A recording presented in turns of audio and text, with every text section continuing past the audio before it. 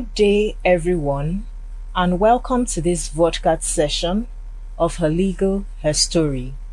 I am Tracy Nkano Ekpe, an assistant manager at the Bank of Industry Limited, and I work with the legal division.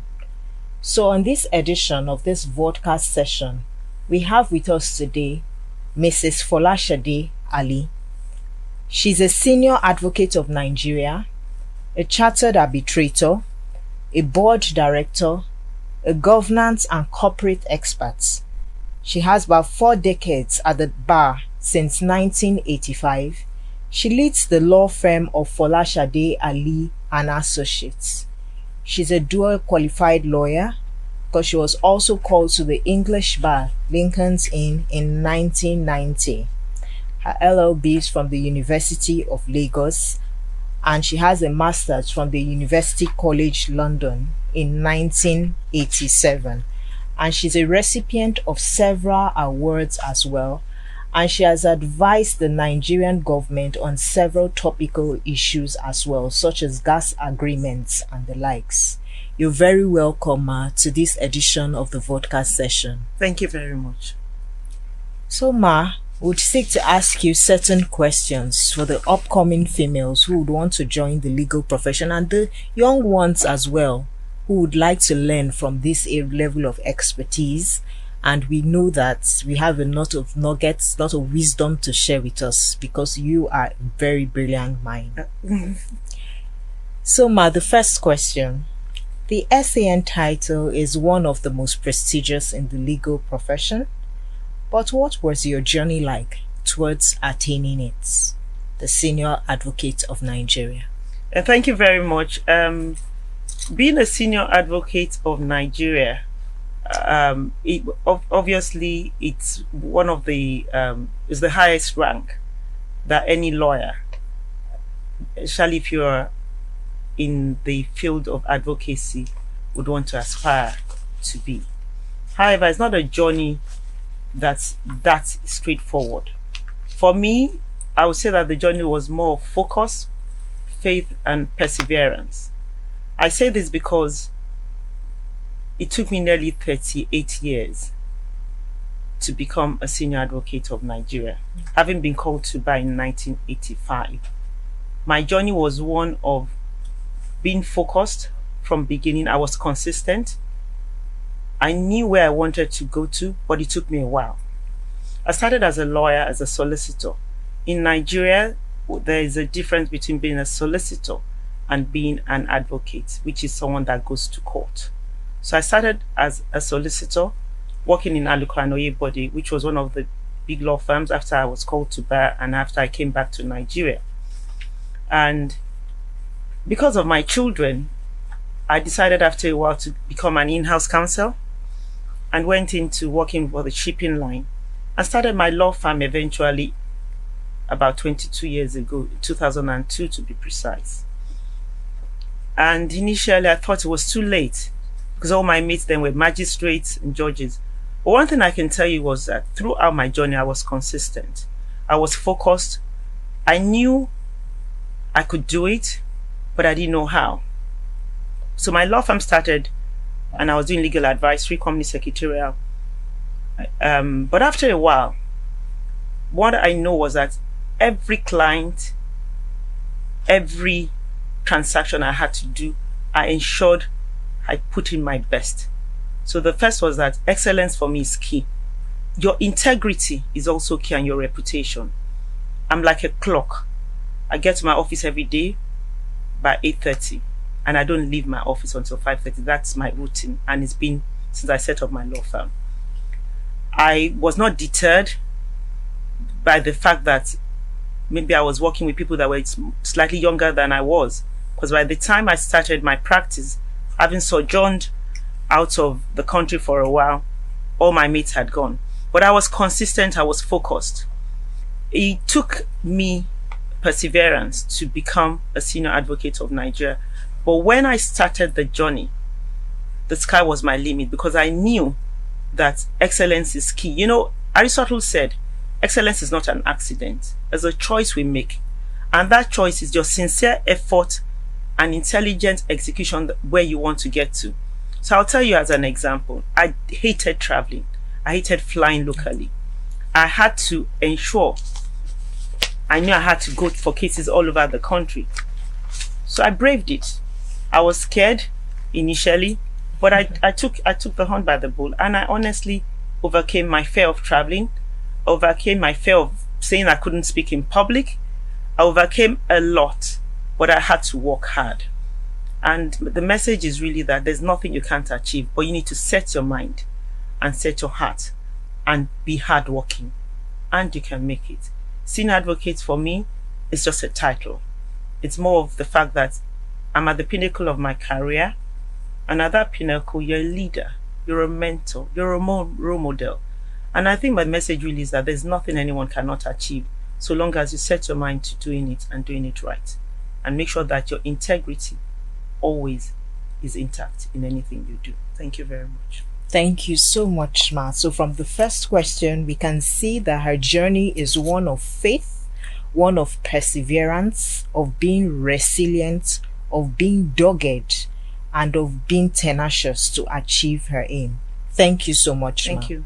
Thank you. Ma, please, we'll crave your indulgence and we'll proceed to the second question. No problem. What barriers exist for women in litigation and advocacy, and how can they be addressed? And I'll begin with this quote as well, and I'll also use this quote as well. When I was going through some documents, and one struck me going through some videos, it was what Andrea Nui said, and she was the former CEO of PepsiCo from 2006 to 2018, and she said that the way the life of the female is, or the life of a woman, particularly the career-oriented woman, is such that at the time you're rising in your career is the same time for the married ones, your family needs you. So you see a paradigm shift that the biological clock is in total conflict with your career path. So Ma, what barriers? So this is just one of the many barriers a woman could encounter. So what barriers exist for women in litigation and advocacy, and how can they be addressed? I mean, honestly, to say that there are no barriers means that we're not being truthful.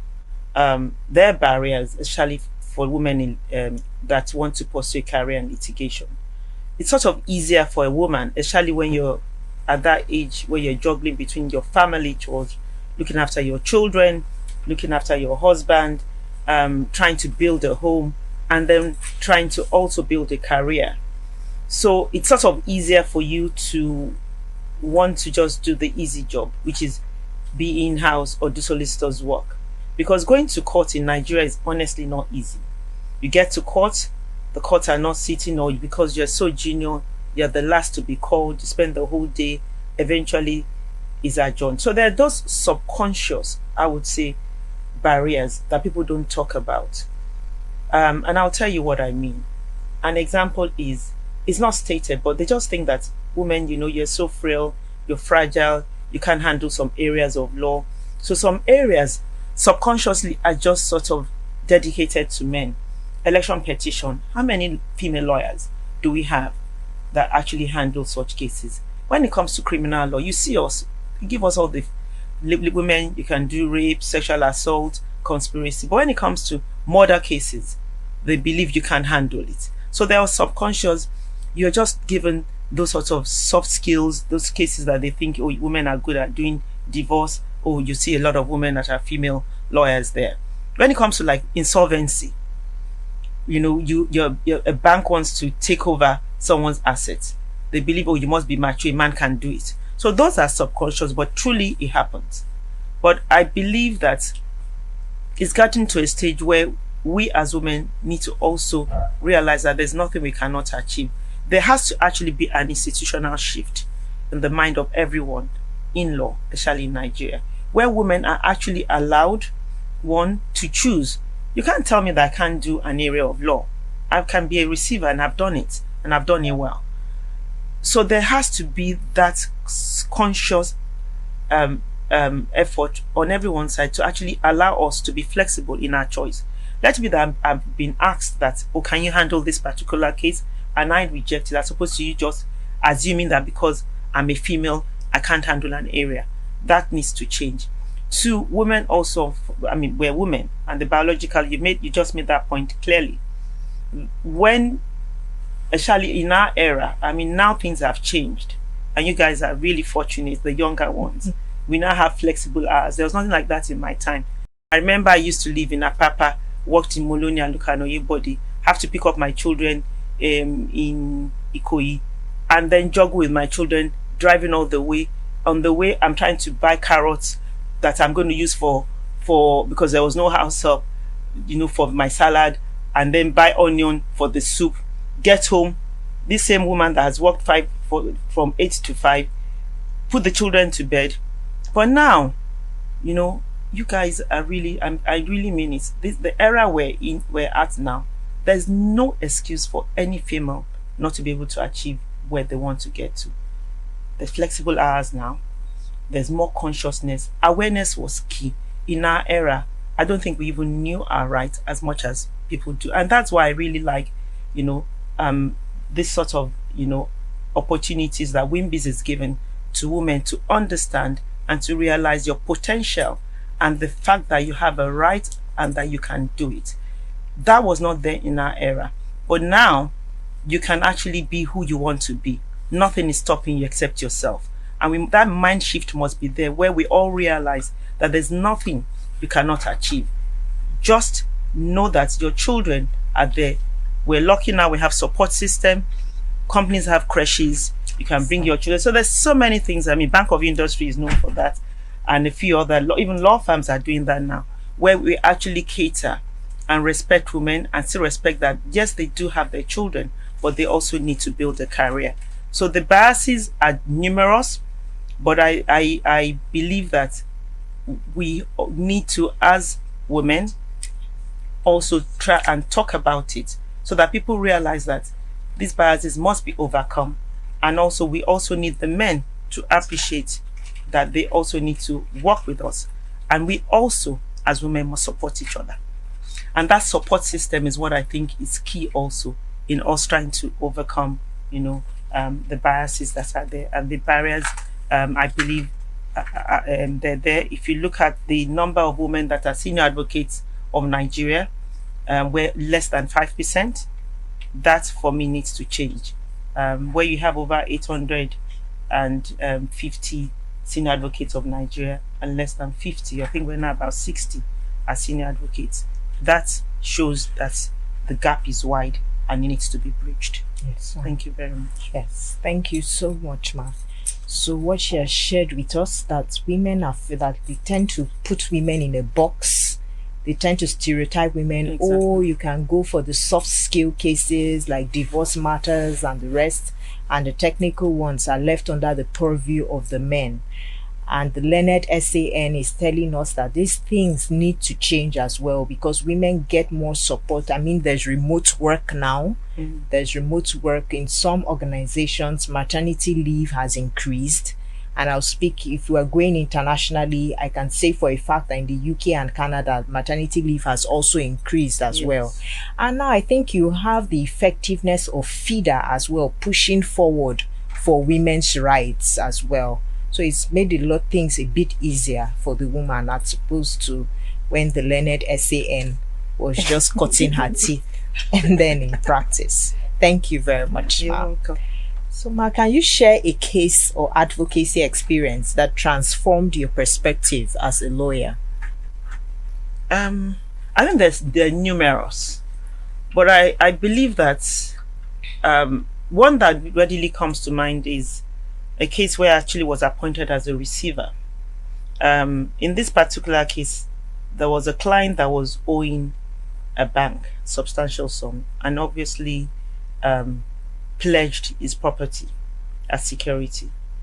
And his intention at that time was to set up a business. It was a viable business, but the economy struck and he was unable to pay up. And I was appointed, I went to court, and I was appointed as a receiver. But when we started the discussion, I really felt sorry for the client. When I was working for the bank. And by the time he narrated the story, and the fact that, you know, you want to take over the only property I've worked for all my life and, you know, throw me on the streets. When was it really? I mean, at the end of the day, it was a bad deal, maybe miscalculated. I know I realized that everything is not about law. One has to have impact. So I put on my ADR cap, which is an alternative dispute resolution cap, and I said, can we meet? Can you tell your because I can't speak to him directly. So I asked that if we could have a meeting with this council. And I said, what are your proposals? And by the time we went through the rigor, we're able to resolve. He had his property back. We were able to come to terms with the back, and he didn't lose his property. I was the happiest woman on that, because the day I went in and I saw his family, I said, I'm not going to throw a family out. And I believe that's the skill that we women have. And, you know, it's not every time, it's not about win-win. It's about you being, you know, a lawyer that can resolve a dispute in a way that you satisfy your client, but at the end of the day, you don't jeopardize your producers. And for me, that's what changed my perspective of how a lawyer should. And so today, I think that's one of the reasons I pride myself as being an AGR, a dispute resolver. It's thank you so much, Ma. So the ADR mechanisms have helped in its own way. That's the alternative dispute resolutions mechanisms. Where you have arbitration, you have mediation, you have conciliation. So it has helped to reduce that backlog in a way from the court, because our Nigerian courts tend to be plagued by long adjournments and the likes. And what the learned silk is also letting us know that it's not always about being potential or trying to have the final say as well. Sometimes you need to be empathetic towards clients and towards the society in general to ensure that fairness is being served, justice is being served, and then everybody goes home at peace with some equal measure of fairness and justice. So, Ma, what is your advice to young lawyers who aspire to build a career in litigation and eventually become senior advocates of Nigeria? My advice is, Rome is not built in a day. The junior ones, the Gen Zs, they're a bit in a hurry. But I think in life, my first advice is they need to be diligent, hardworking. They need to be focused.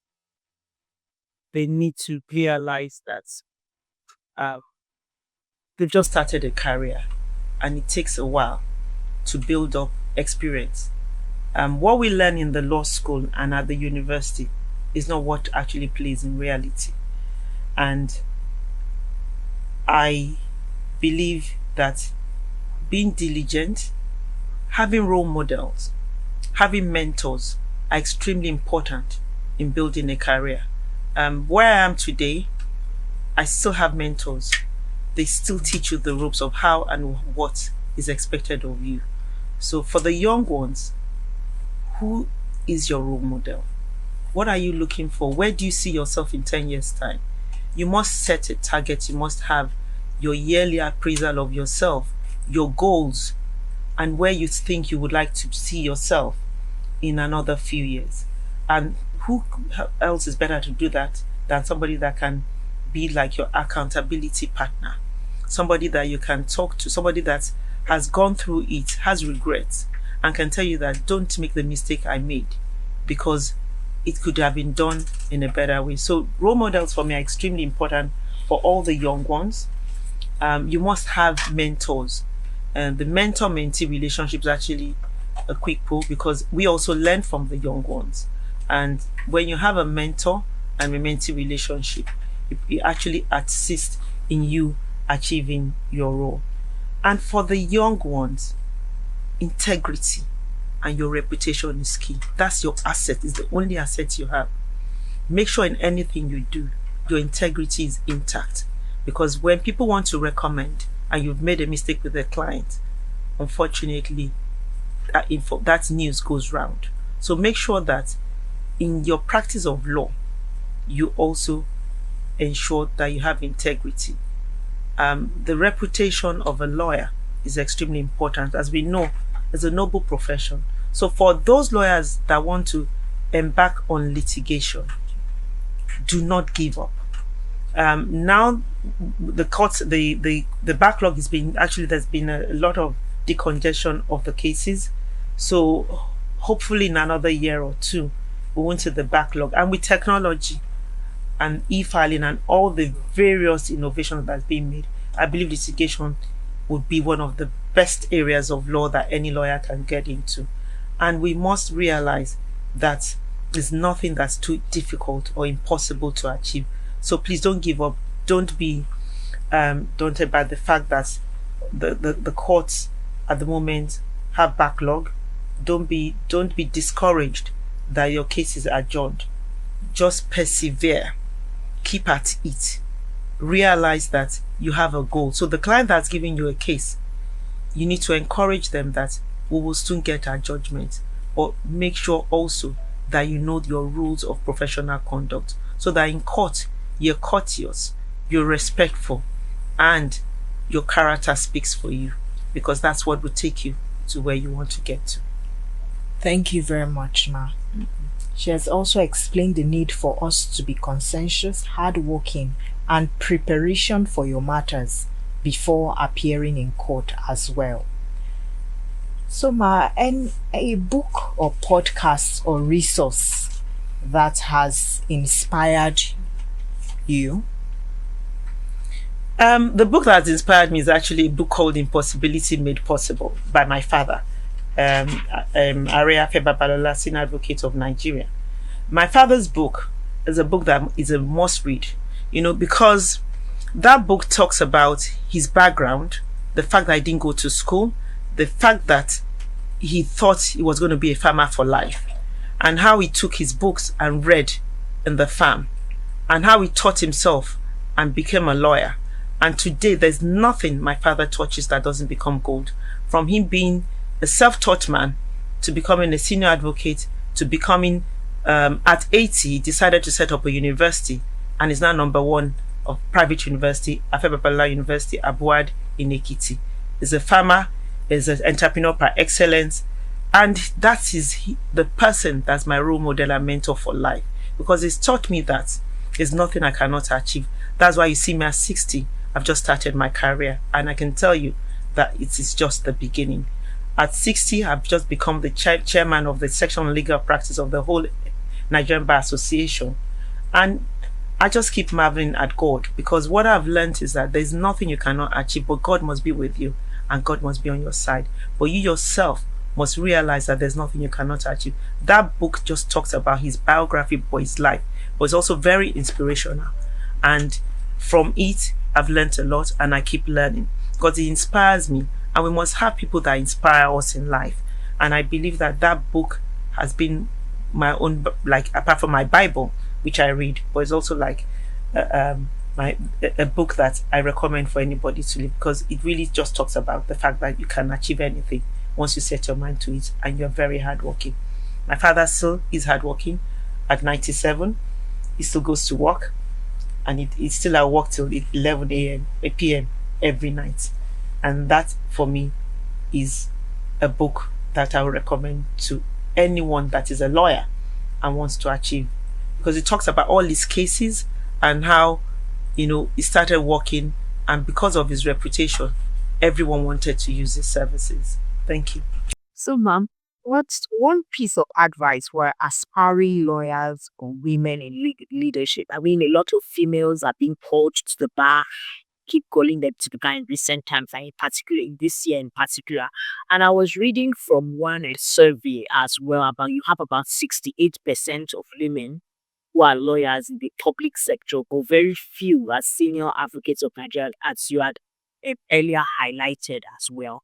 And you have you have a lot in academia as well. You have 60. So you're wondering that if 70% of these women lawyers in public, why do we have fewer representation as SANs? Why are they so few as SANs? Even in terms of the judiciary, right? At judiciary progression, you don't really find them at top positions. For instance, you have only about 33%, as this study I came across was also trying to say.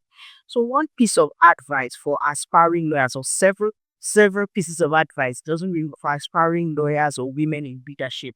And you shouldn't be daunted. What can you really say to really encourage them to keep at it? I think first is that the awareness, honestly, is the first thing that this is where we are. And there's this paradigm shift that we all want. So the fact that we're talking about it means that there's a change, and it's actually happening.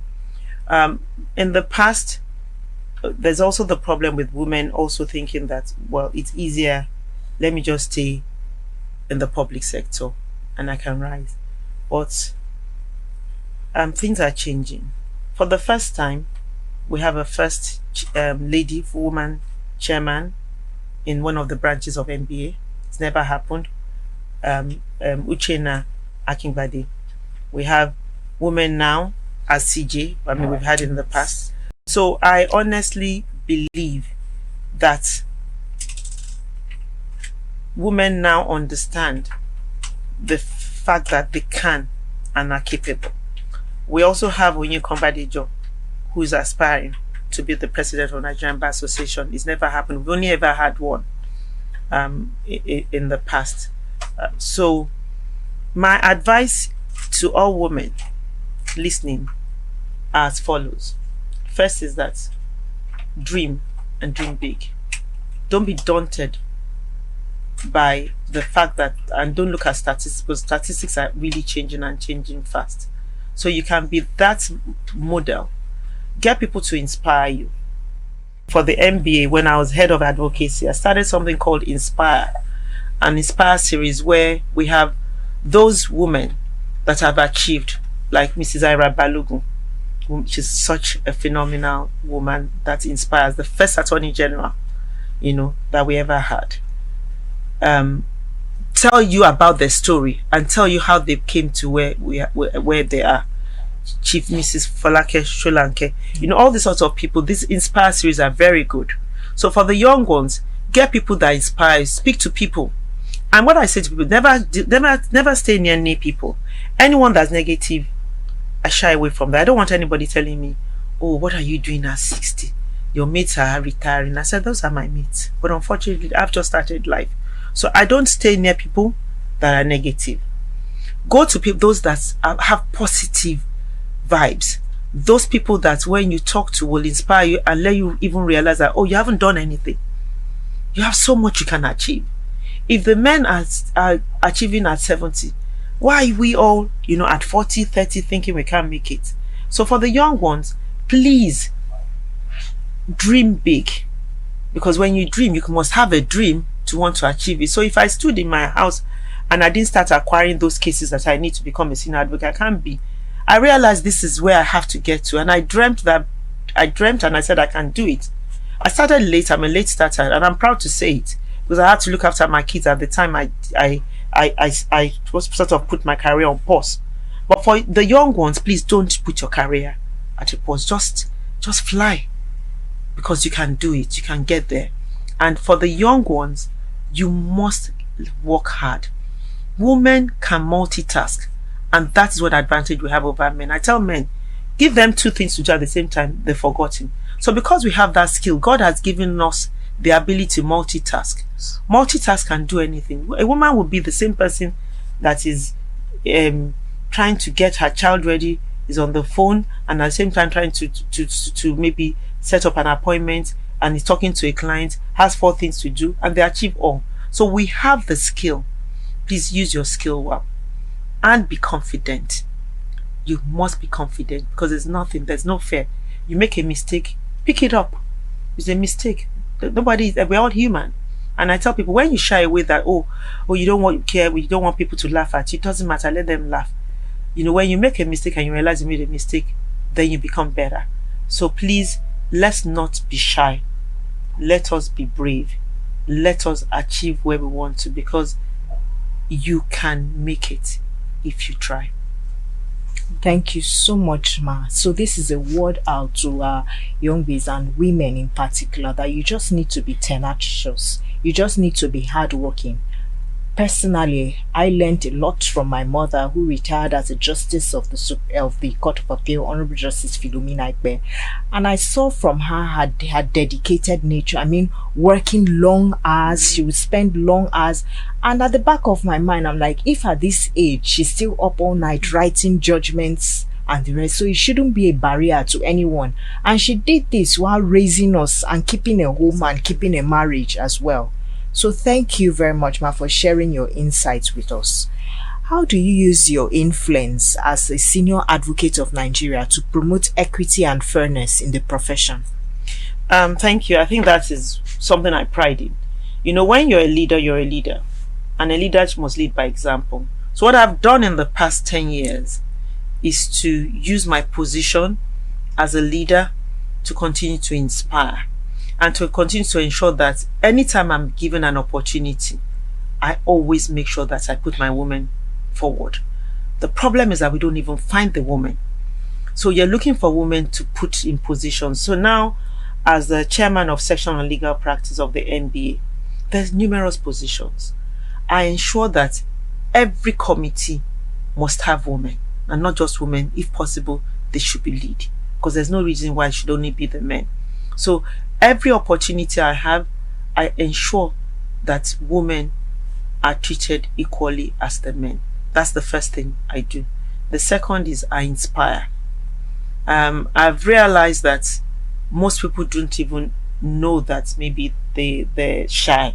So what I try to do is I ensure that I try to tell people my story, and from my story you realize that there's nothing, and I keep telling people, if I can do it, you can do it. So I've got inspired. I have this tea time with Folashade Alli that I started recently, and what do? I have 5 women that I've achieved and 5 young ones, and we have tea, and at that tea I match a mentee and a mentor to inspire them and to encourage them that they can achieve it.